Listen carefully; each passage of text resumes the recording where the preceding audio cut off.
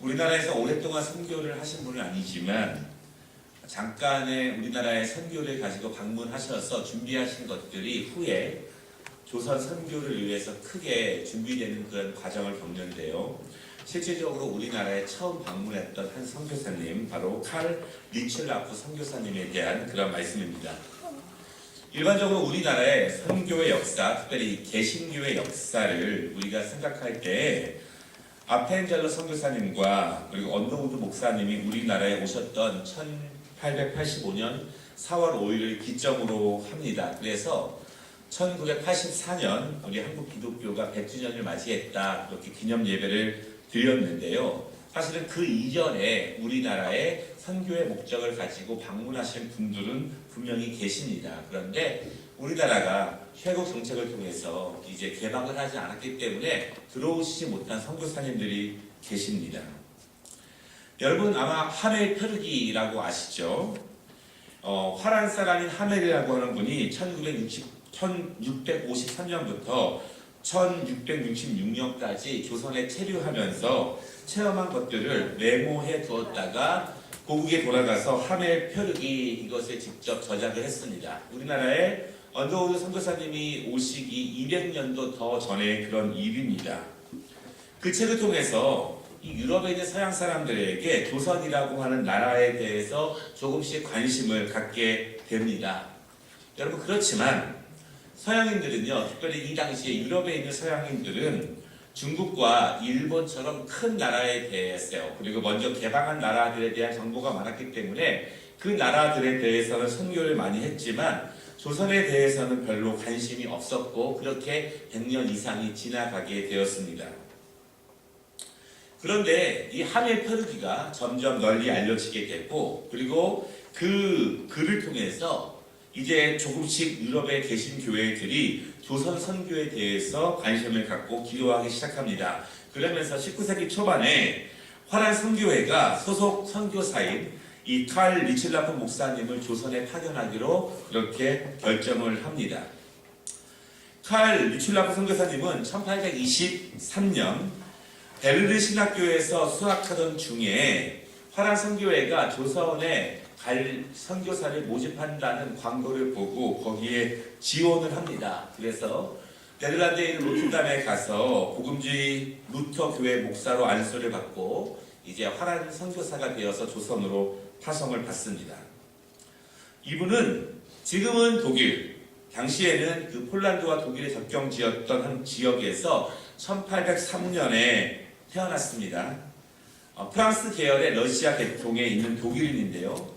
1851년에 48세로 독일에서 사망을 하였습니다. 그런데 굉장히 언어에 유창하고 언어에 능력이 있는 선교사로 알려져 있습니다. 최종적으로 우리 한국에서 선교 사역을 하지 못했지만 중국과 홍콩과 그리고 이 아시아 지역에서 많은 선교 활동을 하시게 되었습니다.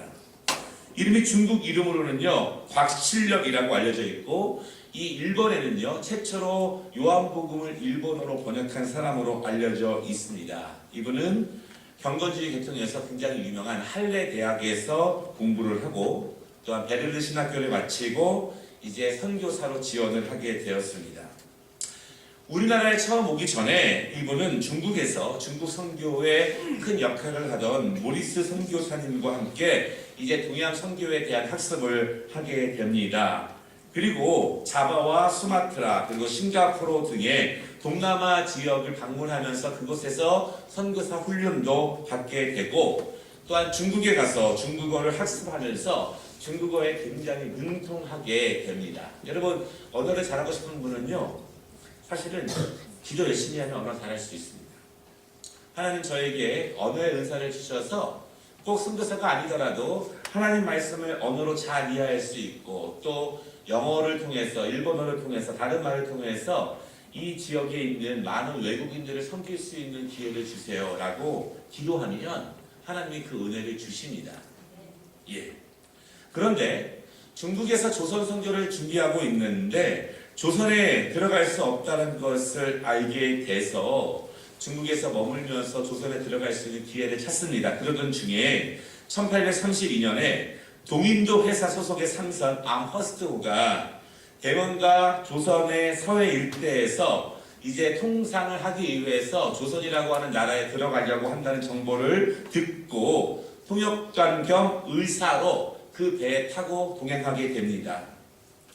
이 귀철아빠 선교사는요, 이렇게 미지의 땅에 이 조선의 하나님의 말씀을 전할 수 있는 좋은 기회라고 생각하고 상선에 타서 그렇게 들어가는 것입니다. 1832년 7월 이 아모스토가요, 충청도에 있는 고대도라고 하는 섬에 정박하게 됩니다. 그리고 이 배는요, 조선의 정부에게 앞으로 이렇게 무역을 통과한 절차에 대해서 문의를 하면서 약 한 달여 정도 기다리게 됩니다. 그런데 이 선교사님은 그때 중국어로 된 성경을 고대 이 도라고 하는 섬에 있는 주민들에게 나누어 주면서 복음을 전합니다. 그러면서 잡혀가기도 했고 오해를 받기도 합니다.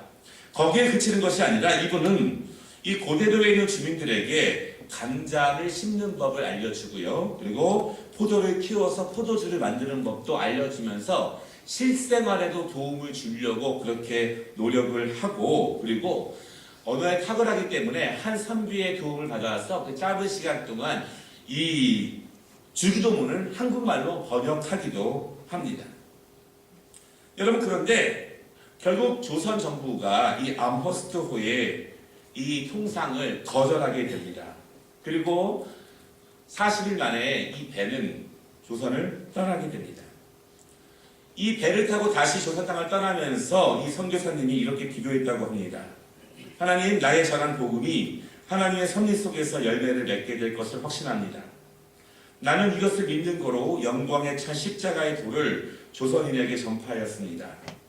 선물로 증정한 성경을 조선의 국왕이 받아보게 될지는 알 수 없으나 이곳의 주민들은 이미 성경을 받았으니 저들을 통하여 복음이 조선 온 땅에 퍼져 광명의 아침이 찾아오도록 하나님의 축복이 임하기를 기도합니다. 이렇게 기도하면서 떠났다고 합니다. 여러분, 그런데 이것이 끝이 아닙니다. 이분이 조선을 떠나면서 조선의 상황과 당시 중국의 상황과 조선의 선교의 필요성을 큰 보고서에 준비를 해서 그것을 화란 선교부에 보내게 됩니다. 그리고 그 보고서가 후일에 영국 스코틀랜드의 존 로스 목사와 그리고 동서되는 맥킨타이어 목사에게 전해지게 되고, 그들이 조선의 선교사로 와서 나중에 조선어 성경을 번역하게 되는데 그 시초가 바로 이 귀철아빠 목사님의 선교 보고서에 있습니다.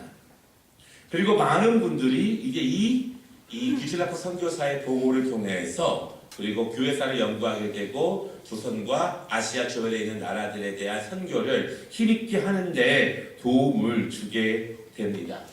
약 40일밖에 머물지 않은 분입니다. 그러나 하나님은 이분을 통해서 많은 이제 조선의 상황들과 그리고 아시아에 있는 상황들을 잘 기록하는 은혜를 주셔서 이제 그것을 가지고 또한 더 많은 선교사들이 오게 되었습니다. 이분은 중국에서 많은 사역을 했습니다.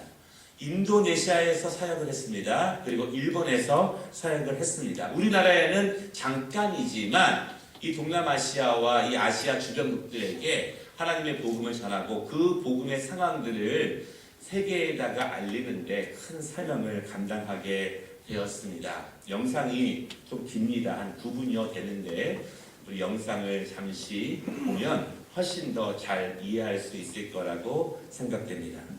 영상 끝나면 권사님 올라오세요.